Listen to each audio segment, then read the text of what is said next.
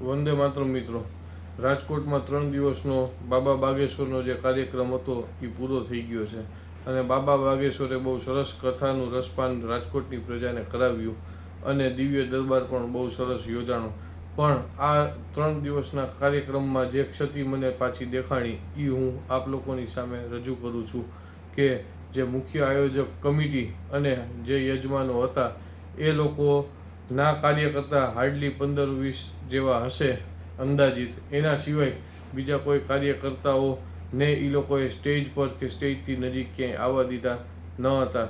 જ્યારે આયોજક કમિટી એમ કીધું કે હજારો કાર્યકર્તા છે, તો એવું કંઈ હતું નહીં. અને જે 100-125 જેટલા બજરંગ દળ ને વિશ્વ હિન્દુ પરિષદના કાર્યકર્તાઓ સ્વયંસેવક તરીકે ત્યાં પોતાની આસ્થાથી સેવા આપવા આવેલા હતા કે જે લોકો પ્રભુ શ્રી રામ, રામ ભક્ત હનુમાનજી મહારાજ અને બાબા બાગેશ્વરમાં પોતાની આસ્થાથી આવેલા હતા, એ લોકો સાથે ત્યાં ઘણો બધો અન્યાય થયો છે જે મેં જોયું છે.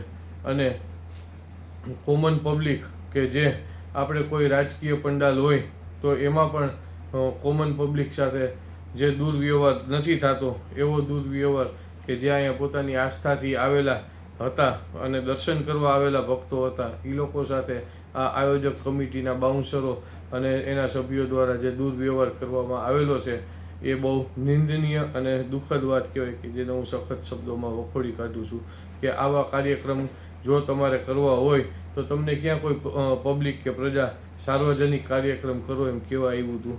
તમે ખાનગી પણ કરી શકતા હતા. એક તો તમે સાર્વજનિક કાર્યક્રમ કરો અને લોકોને આસ્થાથી જોડાઈ અને આવવા માટેના આમંત્રણ આપો અને પછી તમારા જ માણસો ત્યાં એ કોમન પબ્લિકના કે જે આસ્થાથી આવેલા ભક્તો છે એનું અપમાન કરે અને એની સાથે દુર્વ્યવહાર થાય કે તમારા બાઉન્સરો એની સાથે હાથ ચાલાકી કરે, મારામારી કરે, તો એ તો બધું વ્યાજબી ન કહેવાય ને.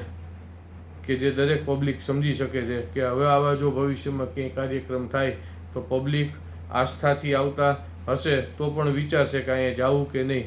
અને જે કાર્યકર્તાઓ સ્વયંસેવક તરીકે આવ્યા હતા કે જેને કોઈ 3 દિવસના કંઈ પગાર ઉપર રાખ્યા નહોતા, પણ એક પગારદાર માણસો કરતાં પણ એ લોકો સાથે દુર્વ્યવહાર થયો કે એ લોકો પણ હવે મને એવું લાગે છે કે બીજી વાર આવતા અને સેવા આપતા વિચાર કરશે કે અહીંયા સેવા આપવા આવી રીતે હોય કાર્યક્રમ તો જવાય કે નહીં.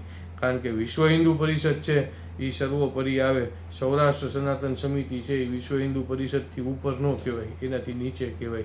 અને એના જ કાર્યકર્તાઓ સાથે આવો દુર્વ્યવહાર કરવો એ બહુ નિંદનીય વસ્તુ કહેવાય કે જે આયોજક કમિટી અને મુખ્ય યજમાને વિચારવાની જરૂર છે. એ તમામ કાર્યકર્તાઓને બોલાવી અને પ્રોત્સાહન આપવાની જરૂર છે, એ લોકોને બિરદાવવાની જરૂર છે. બાબા બાગેશ્વરની પણ એ ભૂલ હતી કે એને એક કાર્યકર્તા ને એમને મળી અને એક સેલ્ફી લેવાની ઈચ્છા હતી જે એની પૂરી ન થઈ. એ પણ એક દુઃખદ વાત છે. કારણ કે સિદ્ધ પુરુષો સમજી શકે છે કે ગમે એટલું તપ અને પુણ્ય હોય પણ જો કોઈનું મન દુભાઈને હાઈ લાગી જાય તો કોઈ તપ કે કોઈ પુણ્ય ક્યાંય કામમાં આવતા નથી.